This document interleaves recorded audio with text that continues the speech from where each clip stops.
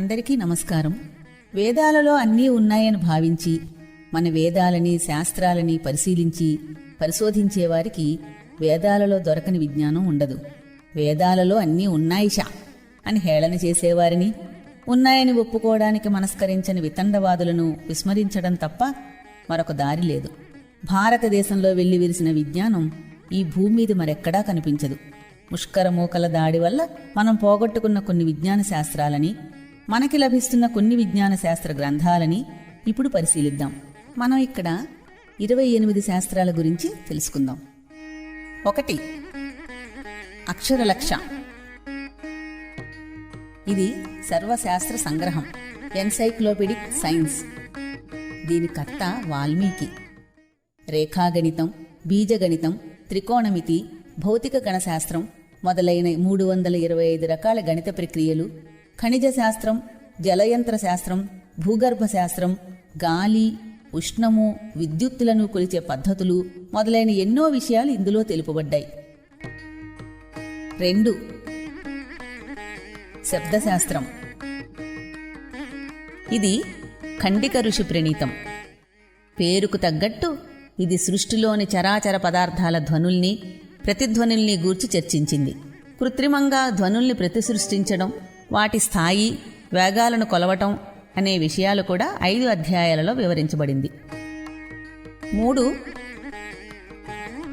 లక్షణ శాస్త్రం. ఇది శాకటాయన ఋషి ప్రణీతం. సృష్టిలోని సజీవ నిర్జీవ పదార్థాల యొక్క లింగ నిర్ధారణని ఇది తెలియచేయటమే కాక, స్త్రీల యొక్క గుణగణాలు, భవిష్యత్తు, కుటుంబ జీవితం, సంతానం, వారి పురోభివృద్ధి వంటి అనేక లక్షణాలని తెలియజేసే శాస్త్రం. 4. కన్యాలక్షణ శాస్త్రం. బభ్రుముని ప్రణీతం. కన్యాలక్షణాలను చర్చించిన ఈ శాస్త్రంలో సౌశీల్యాది విషయాలను నిర్ధారించే విధానాలు తెలుపబడ్డాయి. 5. శకున శాస్త్రం. గార్గముని ప్రణీతం. పక్షుల ధ్వనులను బట్టి, మనుషుల మాటను బట్టి శుభాశుభములను నిర్ణయించే విధానాలు తెలుపబడ్డాయి. 6. శిల్పశాస్త్రం. కశ్యప ఋషి ప్రణీతం. 22 అధ్యాయాల్లో 307 రకాల శిల్పాలను గురించి 101 రకాల విగ్రహాలతో కలిపి కూలంకషంగా చర్చించబడింది. గుళ్ళు, రాజభవనాలు, చావడులు మొదలైన నిర్మాణ విషయాలు 1000కి పైబడి ఉన్నాయి. ఇదే శాస్త్రం మీద విశ్వామిత్రుడు, మయుడు, మారుతి, ఛాయాపురుషుడు మున్నగవారు చెప్పిన విషయాలు కూడా ఇందులో చర్చించబడ్డాయి. 7. సూపశాస్త్రం. సుకేశ ప్రణీతం. ఇది పాకశాస్త్రం. సుమారు 108 రకాల వ్యంజనాలు, ఊరగాయలు, మిఠాయిలు, కేకులు, పిండి వంటలు మొదలైన అనేక రకాల వంటకాల గురించి, ప్రపంచవ్యాప్తంగా వాడుకలో ఉన్న 3032 రకాల పదార్థాల తయారీ విధానం చెప్పబడింది. 8. మాలినీ శాస్త్రం. ఋష్యశృంగ ప్రణీతం. పూల అమరిక గురించి చెప్తుంది. మాలలు తయారు చేయడం, పూల గుత్తులు అంటే బొకేస్, పూలతో వివిధ రకాల శిరోలంకరణలు, గుప్త భాషలో పూరేకుల మీద ప్రేమ సందేశాలు పంపడం వంటి అనేక విషయాలు 16 అధ్యాయాలలో విశదీకరించబడ్డాయి. 9. కాలశాస్త్రం. భగవాన్ కార్తికేయ ప్రణీతం. కాలం, కాల విభజన, శుభ అశుభ కాలాలు, వాటి అధిదేవతలు మొదలైన విషయాలు విశదీకరించబడ్డాయి. 10. సాముద్రిక శాస్త్రం. సముద్రునిచే చెప్పబడి సాముద్రిక శాస్త్రంగా ప్రసిద్ధి పొందింది. శ్రీ మహావిష్ణువు ఆదిశేషునిపై శయనించి ఉన్నప్పుడు ఆయన శరీరంపై ఉన్న శుభముద్రులను సముద్రుడు తెలిపాడు. ఈ శాస్త్రం తదుపరి కాలంలో నారద, మాండవ్య, వరాహ, కార్తికేయాదులచే విస్తరింపబడింది. హస్తరేఖా శాస్త్రం ఇందులోనిదే. 11. ధాతుశాస్త్రం. అశ్వినీ కుమార ప్రణీతం. సహజ, కృత్రిమ ధాతువులను గురించి 7 అధ్యాయాలలో కూలంకషంగా విశదీకరించబడింది. మిశ్రధాతువులు, ధాతువుల రూపాంతరణ, రాగిని బంగారంగా మార్చడం మొదలైన విషయాలు కూడా వివరించబడ్డాయి.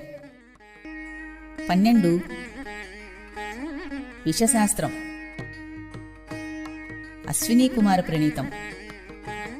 32 రకాల విషాలు, వాటి గుణాలు, తయారీ, ప్రభావాలు, విరుగుళ్ళు మొదలైన సమస్త విషయాలు చెప్పారు.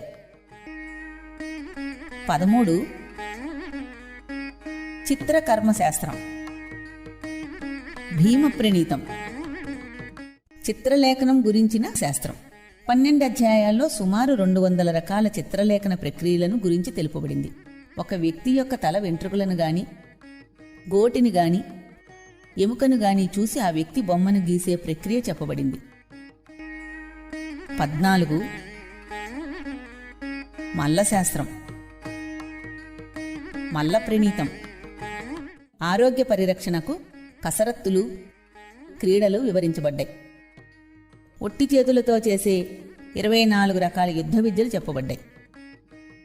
15వది పరకాయ ప్రవేశం, వాలఖిల ప్రణీతం, ఒక శరీరాన్ని వదిలి ఇంకో శరీరంలోకి ప్రవేశించటం. 32 రకాల యోగ విద్యలు, అణిమాది అష్టసిద్ధులను నేర్పుతుంది ఈ శాస్త్రం. 16 అశ్వశాస్త్రం, అగ్నివర్మ ప్రణీతం, గుర్రములు, వాటికి సంబంధించిన శుభాశుభ చిహ్నాలు, దేహ ధర్మాలు, ఈనడం, తర్ఫీదు మొదలైన సమస్త విషయాలను కూలంకషంగా తెలుపుతుంది. 17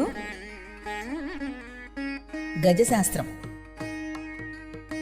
కుమారస్వామి ప్రణీతం, ఏనుగుల శరీర లక్షణాల్ని పరీక్షించడానికి 16 పద్ధతులు, ఇంకా అనేక విషయాలు సవివరంగా చర్చించబడ్డాయి. 18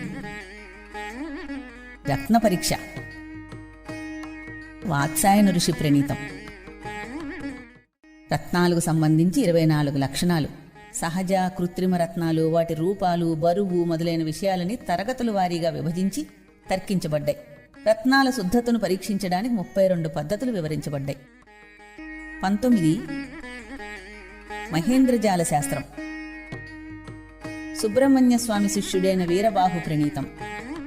ఇందులో గారడీ విద్య వివరించబడింది. నీటిపై నడవటం, గాలిలో తేలడం వంటి భ్రమలను కల్పించే విధానాలు నేర్పుతుంది. 20 అర్థశాస్త్రం, వ్యాస ప్రణీతం. 3 భాగాలుగా 82 ధన సంపాదనా విధానాలు ధర్మబద్ధమైనవి వివరించబడ్డాయి. 21 శక్తితంత్రం, అగస్త్య ప్రణీతం. 8 అధ్యాయాలు కలది. మూల ప్రకృతి, మాయ, సూర్యుడు, చంద్రుడు, గాలి, అగ్ని మొదలైన వాటి 64 రకాల బాహ్యశక్తులు వివరించబడి వాటి ప్రత్యేక వినియోగాలు కూడా చెప్పబడ్డాయి. అణువిచ్ఛేదనం ఇందులోని భాగమే. 22 సౌధామిని కళ, మతంగ ఋషి ప్రణీతం. నీడల ద్వారా, ఆలోచనల ద్వారా సమస్త దృక్కోచర విషయాలను ఆకర్షించే విధానం చెప్పబడింది. పర్వతాల అంతర్భాగాల, భూమి అంతర్భాగాల ఛాయాచిత్రాలను తీసే ప్రక్రియ చెప్పబడింది. 23 మేఘశాస్త్రం, అత్రిముని ప్రణీతం. 12 రకాల మేఘాలు, వాటి లక్షణాలు, 12 రకాల వర్షాలు, 64 రకాల మెరుపులు, 33 రకాల పిడుగులను గురించి తెలుపబడింది. ఇంకా 24 యంత్రశాస్త్రం, భరద్వాజ ప్రణీతం. భూమిపై ప్రయాణానికి ఉపయుక్తమైన 339 రకాల వాహనాలు, నీటిపై చరించడానికి 783 రకాల పడవలు, ఓడలు, 101 విధాల గాలి ఓడలు, విమానాలు, మంత్రతంత్ర కృత్రిమ విధానాలతో సాధ్యమయ్యేవి చెప్పబడ్డాయి. గంధర్వాదులు ఉపయోగించే వాహనాలు కూడా వివరించబడ్డాయి. 25 స్థాపత్య విద్య, అథర్వవేదంలోనిది. ఇంజనీరింగు, ఆర్కిటెక్చరు, కట్టడాలు, నగర ప్రణాళిక మొదలైన సమస్త నిర్మాణ విషయాలు తెలుపబడ్డాయి. 26 ఆయుర్వేదం. బ్రహ్మ, అశ్విని దేవతలు, ధన్వంతరి, భరద్వాజుడు, అత్రి, అగ్నివేశాదులచే చెప్పబడింది. తరువాత చరకుడు సమస్త ఆయుర్వేద విజ్ఞానాన్ని క్రోడీకరించి తన సంహితలో రాశాడు.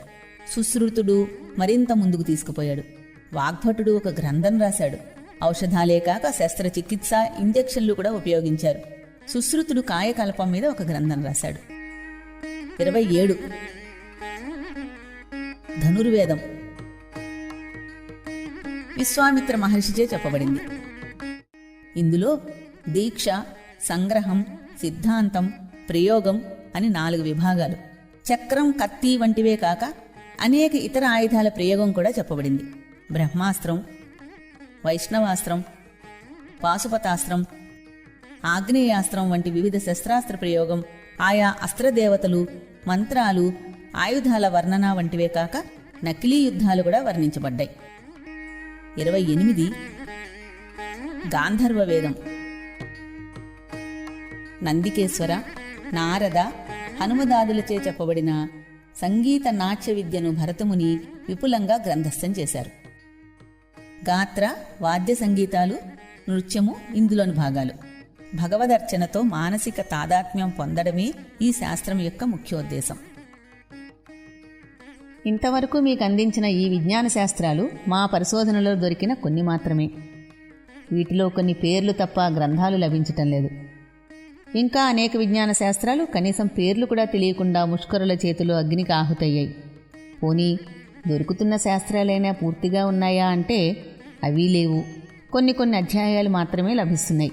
కొంత విజ్ఞానం తాళపత్ర గ్రంథం రూపంలో సరస్వతీ మహల్ వంటి గ్రంథాలయాలలో భద్రపరచబడినా వాటిని పరిశోధించి బయటికి తెచ్చే పండితులు కరువయ్యారు. పరిశోధకులు ముందుకొస్తారని, ఆ విజ్ఞానం మనకు లభిస్తుందని ఆశిస్తూ జై భారత్, జై హింద్.